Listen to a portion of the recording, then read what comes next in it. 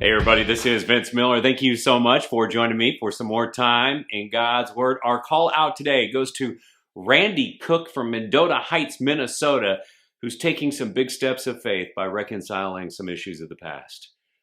Gentlemen, this is what men do.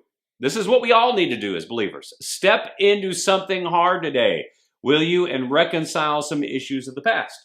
With that, I'm going to be reading a hard text today. It reads Galatians chapter 3, verse 4. Did you suffer so many things in vain? If indeed it was in vain. So remember, Paul in this first section here is posing several questions in Galatians chapter 3, verses 1 through 6. With each, he's building a list of logical fallacies against the reasoning of the Judaizers or the false teachers. This question points to the fact that living by faith comes with suffering. Congratulations. Contrary to the belief of some, faith never absolves human suffering, even though it does alleviate eternal suffering.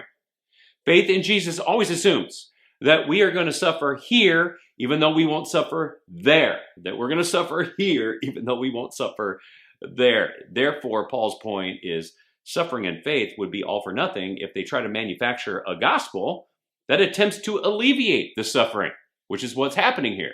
Now, in every generation, popular teachings attach these trendy ideologies to the gospel. It could be legalism or scholasticism or colonialism or prosperity gospel or even equity and social justice. Each has had its time and was presented as a better version of the gospel that promised to relieve our suffering or the suffering of another. But the gospel doesn't need our help. It never needs to be made better than it already is. We don't need to make it even more relatable or acceptable or believable. It stands alone. It's accepted by faith alone. It is full of grace alone. And guess what? It's better if you just leave it alone. And yes, guess what? There is temporary suffering that comes with faith. So we got to accept this too. So suffer a little today. Do something hard.